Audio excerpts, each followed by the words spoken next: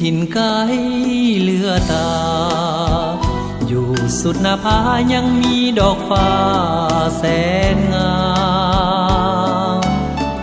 หากใครได้เห็นจะมัวหลงเฝ้าฝันพะวงลงติดตามสาวเอ้ยสาวงามงามเหลือใจงามจริงดังคำเข้าสมหากได้สุขสมซื่นสมกับน้องสมใจอ้ายขอไฟฝันแต่นางเดียวบ่ขอป้องเกี่ยวยิ่งอื่นใด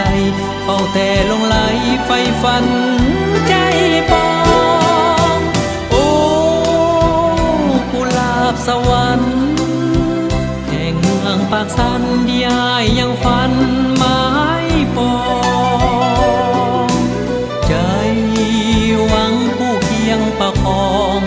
กุหลาบเป็นสีดังทองเมื่อยามแสงส่องจากดวงสุรียามแลงค่ำลงน้ำสั่น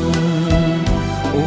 บริขันน้ำสั่นไหลผ่านสายดีและเห็นหมู่สาวเจ้าลองลอยหมู่ป่าใหญ่น้อยลอยเล่นขี่สิ้นแสงสุรีสดสีแสงจันทร์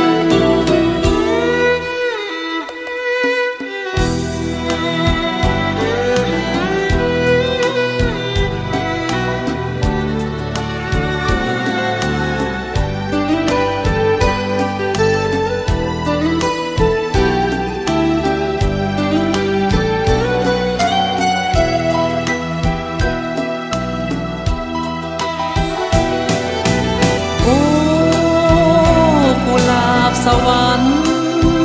แห่งเมืองปากสันที่ยายยังฝันหมายปองใจหวังผู้เคียงประคอง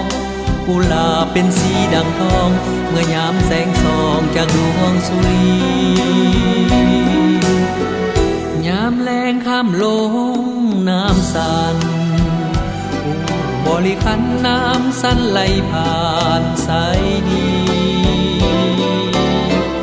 และเห็นหมู่สาวเจ้าลองลอยหมู่ป่าใหญ่น้อยลอยเล่นขี่สิ้นแสงสุรีสดสี